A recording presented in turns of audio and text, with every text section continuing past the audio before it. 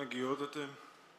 μακαριότατη, ιερότατη, σεβασμιότατη και θεοφιλέστατη εν Χριστώ αδελφοί,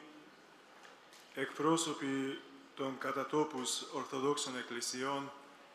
όλοι οι έντιμοι παρόντες. Μετά από τόσους προμιλήσαντες, τι να προσθέσω εγώ ελάχιστος εν ονόματι της Ορθοδόξου Εκκλησίας Τσεχικών χώρων και Σλοβακίας. Θα ήθελα να ευχηθώ εις την Αγίαν και Μεγάλην Σύνοδον της του Χριστού Εκκλησίας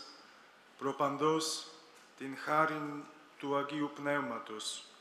του οποίου την κάθοδον επί τους μαθητάς του Κυρίου ημών και Αποστόλους αυτού και κήρυκας του Ιερού Ευαγγελίου αυτού έως τα πέρατα της Οικουμένης εν τη ημέρα Πεντηκοστή εορτάσαμεν εχθές. Αυτό το τελεταρχικό και Πανάγιον Πνεύμα να οδηγήσει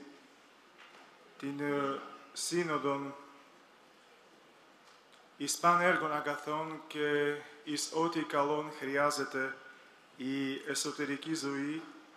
των κατά τόπους αυτοκεφάλων Ορθοδόξων Εκκλησιών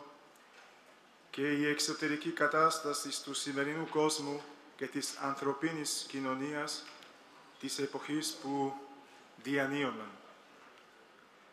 Γι' αυτό ας αρχίσουμε τα συνεδριάσεις και τα εργασίας της Αγίας και Μεγάλης Συνόδου της Εκκλησίας ημών εν ονόματι του Πατρός και του Υιού και του Αγίου Πνεύματος, του εν τριάδι ενός Θεού, υπό την σκέπην της Παναγίας αχράντου υπερευλογημένης και ενδόξου δεσποίνης ημών Θεοτόκου και η Παρθένου Μαρίας, βοηθούμενοι, οδηγούμενοι και φρουρούμενοι αοράτως υπό του αναριθμήτου πλήθους των Αγίων της Εκκλησίας μας όλων των τόπων και εποχών, για το καλόν και συμφέρον της Εκκλησίας ημών, μη ξεχνώντας ότι παρ' όλας τας διαφοράς γλωσσών